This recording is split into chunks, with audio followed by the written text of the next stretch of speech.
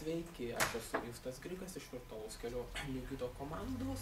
Mes kartu su mano kolega Gustu Pajarsku, kurio dabar čia nėra, bei kompanijos Knit Baltic pagalba norime jums kurti mobilią aplikaciją kelionių gidą ir kartu savotiškai jūsų virtualų draugą, kurį galėtumėte nešioti su jumis visada ir visur. Aš tikriausiai daugumai jūsų mėgstate keliauti, būdami naujose vietose norite sužinoti kuo daugiau, patirti kuo daugiau. Jūs investuojate laiką, investuojate pinigus ir nuvykę norite pasiimti viską. Tačiau kaip tai padaryti? Tikriausiai turite su nemažai sunkumų, nes viena vertus, kaip jau šitą problemą iškėlė muziejų gido komanda, kad tu pats, jeigu tiesiog praeisi, tu gali sužinoti labai mažai. Tuose pačiuose muziejuose, ten prie kiekvieno eksponato yra lentelės, kaip ir kas, kur šiek tiek galite skaityti. Jeigu tu eisi mieste, tu tų lentelių gal net nerasi.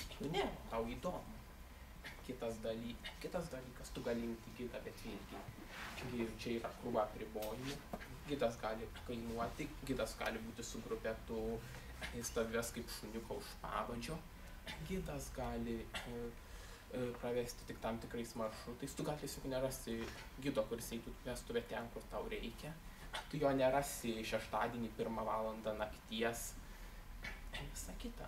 O tu gali pats sudaryti maršrutą, bet vėlgi tu jį susidarai ir tu nuo jo priklausomas. Sudėtinga padėtis.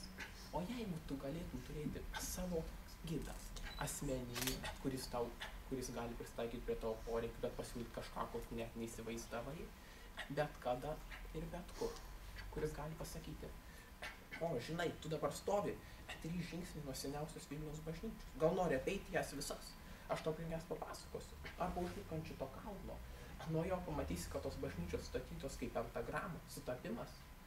O kai nusileisi, tu žiūrėk, čia alaus namai.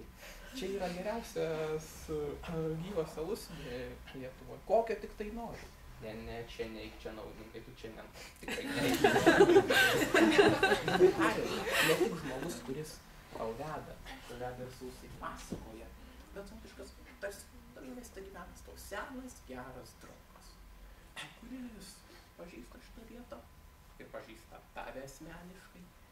Tave ar tave, tu jam rūpi, jis tavim pasirūpins, perves ir nuves saugiai namo arba į viešbutį.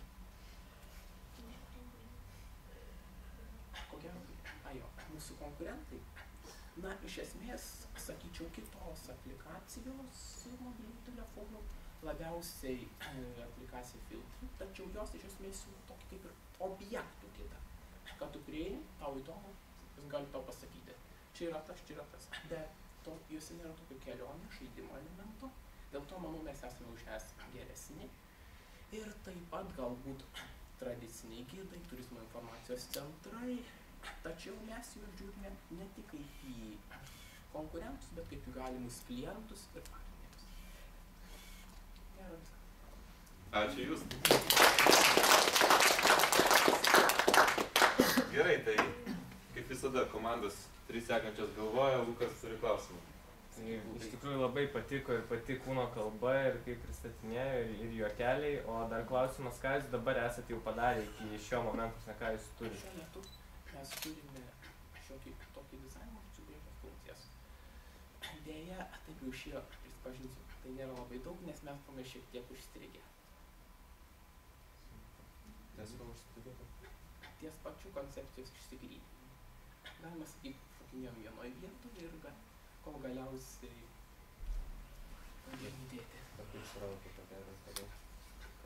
Diskusijomis, bendravimu, aiškinimus, bendravimu su žmonėmis. Tas pats demoladžiamas, kai mus tiesiog išspyrė, vis prie žmonių, miesto labai padėjo. Kada pirmą demo turėsite? Iki sausio 26. Man pažadą išgavom. Gerai, tai skiepų patarėjas.